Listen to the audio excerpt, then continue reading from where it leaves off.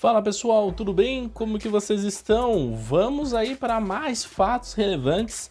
Hoje vai ser bem rapidinho, porque os fatos relevantes são bem sucintos, tranquilos, mas isso não impede você dar aquele like, curtir e deixar nos comentários aí qualquer dúvida. Sem mencionar, galera, que é importante que vocês deixem as dúvidas, né? Ou melhor, sugestões. Eu tenho feito aí análise, né, impressões de alguns fundos imobiliários e também tenho feito aí a leitura gerencial de alguns fundos. Mas geralmente eu tenho feito isso com sugestões de vocês, com o pessoal que deixa dúvidas nos comentários e eu acabo fazendo. Para que seja mais assertivo, pessoal, vai fazendo aí, vão indicando o que eu vou fazendo, tá bom? Enquanto o pessoal não estiver aí comentando e falando quais desejam que eu venha fazer os vídeos, eu vou falar de alguns que eu já falei já há alguns meses atrás. Vou dar uma atualizada, né? Afinal de contas, já se passaram aí alguns desses vídeos de 1 a 2 meses, quase. Então pode ter mudado alguma coisa e isso nós vamos descobrir juntos.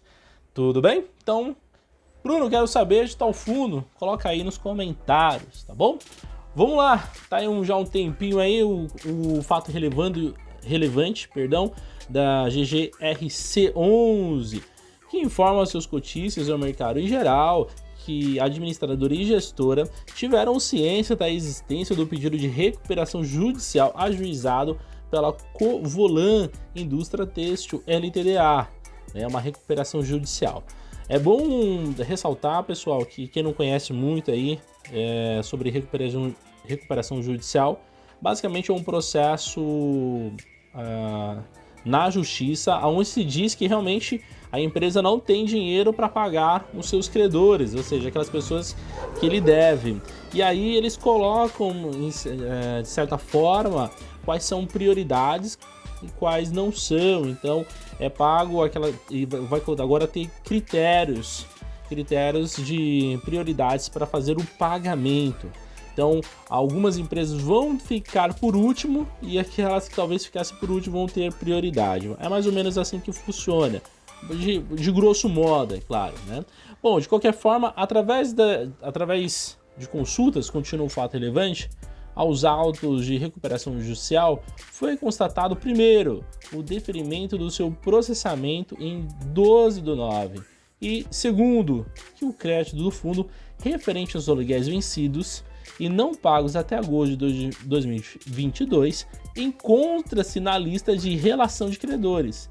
Então, a Covolan colocou nesse processo que eles estão dizendo que não tem dinheiro nessa situação recuperação judicial, os aluguéis que eles devem ao fundo, tá bom?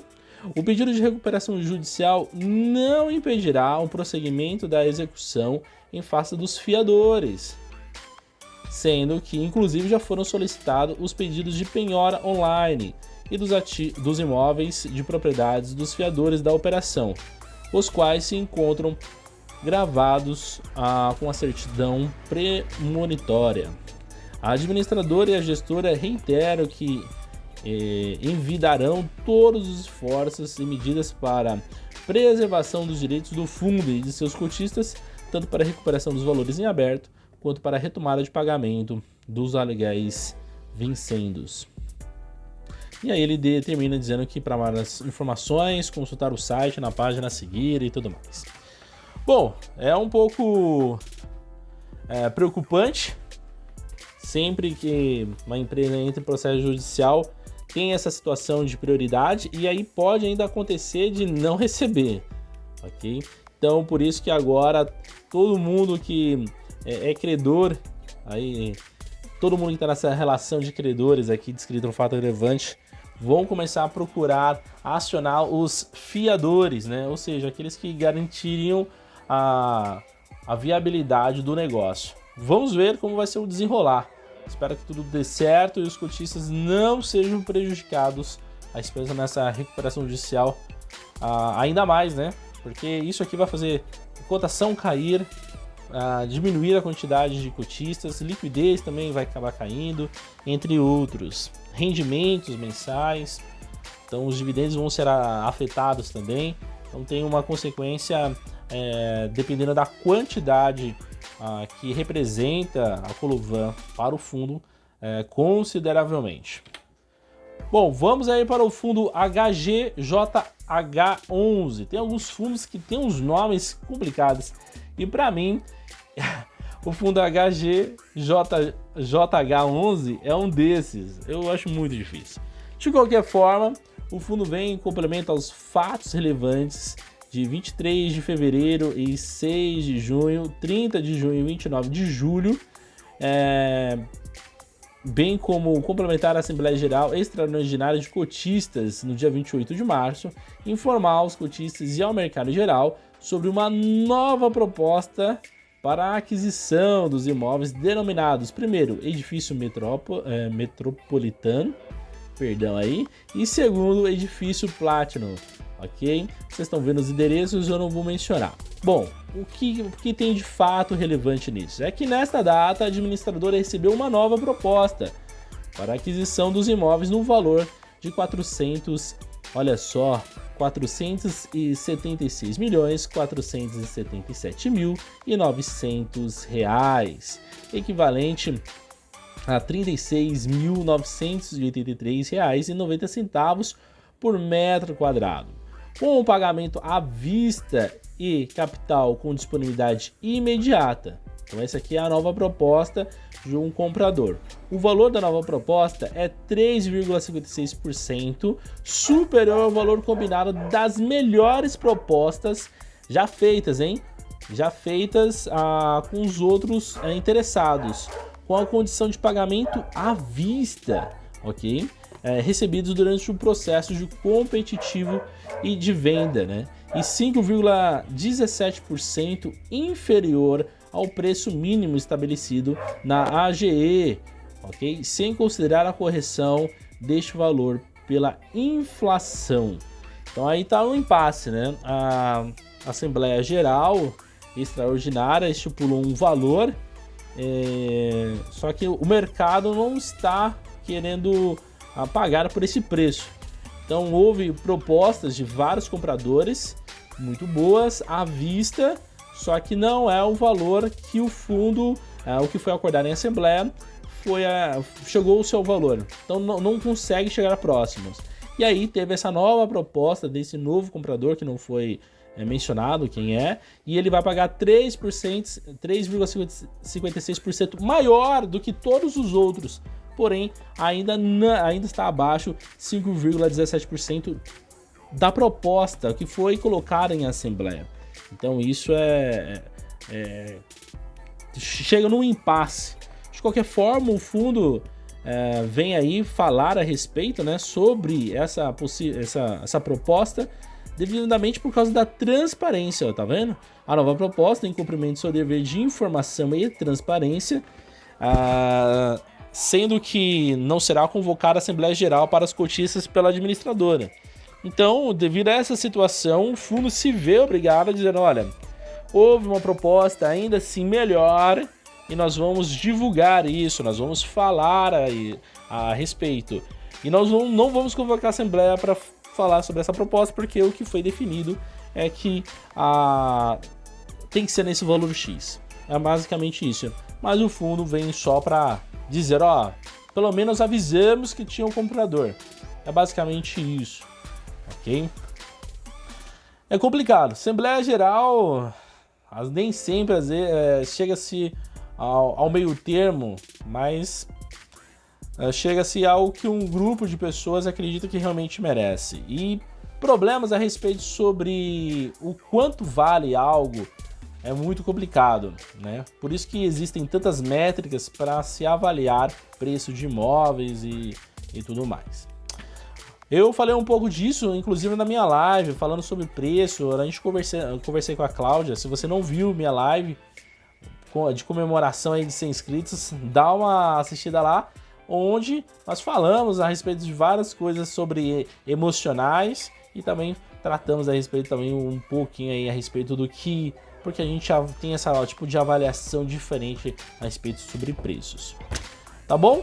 E vamos então aí para o último fato relevante.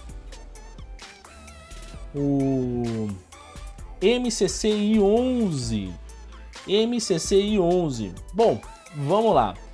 Nessa data foi formalizado o ato administrador para a aprovação da oferta primária de cotas da 7ª emissão do Fundo de Investimento Imobiliário Mauá Capital Recebíveis Imobiliários. Então teve essa 7ª emissão. E aí eu não vou ler todas aquelas informações, porque geralmente esses tipos de comunicado, fatos relevantes, são enormes, são grandes. Eu destaquei aqui os principais para vocês darem uma olhada, tá bom? Bom, a oferta terá no valor inicialmente de R$ 400.703,91, sem considerar as novas cotas do lote adicional e a taxa de distribuição primária. Observado que o valor exato será calculado a partir da fixação do preço de emissão, previamente à divulgação do anúncio de início, podendo ser diminuído em virtude da distribuição parcial. Nada de assim tão novo, né? Isso acaba acontecendo. Bom, o preço da emissão será de R$ 98,08, que será atualizado de acordo com o valor patrimonial das cotas até então emitidas pelo fundo no dia útil imediatamente anterior à data da publicação do anúncio do início da oferta. Um pouco diferente dessa emissão aqui, o fundo ainda vai falar do cronograma. Muitos fundos imobiliários, quando vão fazer a emissão de cotas, eles já soltam um cronograma dizendo qual data vai se iniciar, qual vai ser a data qual vai ser o período de preferência e tudo mais. E aqui, nesse caso da emissão, o fundo está dizendo, nós vamos fazer, temos essa expectativa, e somente no futuro nós vamos falar. No futuro quando? Não sei, vai ser no futuro.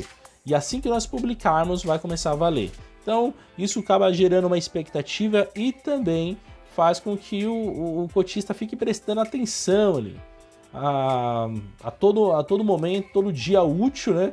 Para saber se foi publicado ou não alguma coisa. Eu não gosto muito desse tipo de situação, porque poderia facilitar para o cotista, né? Por que não? Mas o fundo preferiu fazer dessa forma. De qualquer forma, vamos ver aí o valor da taxa de distribuição. Para quem não sabe o que é a taxa de distribuição, toda vez que o fundo faz uma emissão de cotas aí, caiu o microfone aqui. Toda vez que o fundo faz uma emissão de cotas, se faz necessário pagar por isso, para emitir essa nova cota. E quem paga essa nova cota sempre é o cotista. Então, será porcentualmente de 1,96 e em reais será R$ 1,92 por nova cota. Então, ou seja, eu vou pegar o valor de R$ 98,08 mais R$ 1,92. Somo isso e esse é o valor por cada cota que eu quiser dessa emissão, de acordo com o que eu tenha direito ou das sobras. Ok? Bom, aqui o fundo já dá uma prévia de qual será o período de distribuição dessas cotas. E é uma coisa bem interessante, né? A oferta das novas cotas será realizada em até 6 meses. Geralmente, assim, o que eu acompanho, geralmente é no máximo, eu já vi uma vez só, 3 meses. Geralmente, em um mês e meio, faz todo o processo. O que demora mesmo, o que já demorou até um pouquinho, que eu estava me referindo aos 3 meses, é o processo de converter, né? Poder ser negociado essas novas cotas no mercado secundário, ou seja, negociar na bolsa de valores. E aqui a gente está falando 6 meses só para fazer todo o processo de preferência, sobra, enfim, montante adicional, se houver, entre outros. Então, um período extremamente longo, né? Também é um valor, querendo ou não, muito grande que eles querem captar, 400 milhões de reais. Bom, então é isso aí a respeito. A destinação de recursos, né? Vamos aí falar a respeito sobre isso. A destinação de recursos, obtidos pelo fundo por meio da presente oferta serão preponderantemente utilizados para a aquisição dos ativos alvos previstos no item 2.1 e seguintes do regulamento. Eu coloquei essa parte aqui justamente fazer o que eu sempre faço a respeito sobre críticas. Pessoal, por mais que o fundo tenha 20, 30 anos e siga a mesma estratégia, o mesmo entendimento, em 2019 nós éramos só pouco mais de 300 mil investidores, pessoas físicas. Hoje nós já somos mais de 4 milhões. É isso que eu volto a dizer. O fundo precisa reforçar, não custa nada. Colocar aqui nos fatos relevantes um motivo, quais são os ativos que quer, quais são os motivos, quais são as estratégias, não custa nada. Mas o fundo, alguns fundos ainda tem esse negócio, né? Dá uma olhada lá. E aí, eu acho que isso aqui é um motivo pelo qual pode impedir pessoas de não quererem participar, porque eles não acabam entendendo, às vezes não acham informação, né? Nem sempre todos os fundos são tão transparentes, tão claros, tão objetivos. Tem muita gente, tem muito fundo ainda que solta fato relevante muito técnico, o que dificulta e até às vezes afasta investidores que querem ter uma postura séria, tá bom? Bom, pessoal, esses foram os fatos relevantes. Curte, compartilha, deixe suas dúvidas aí nos comentários, tá bom? Meu nome é Bruno Silva. Não esquece de deixar aí as sugestões de leitura de relatórios e análises, tá bom? Para que eu possa fazer os próximos vídeos. Bom, agora sim, meu nome é Bruno Silva e nos vemos no próximo vídeo.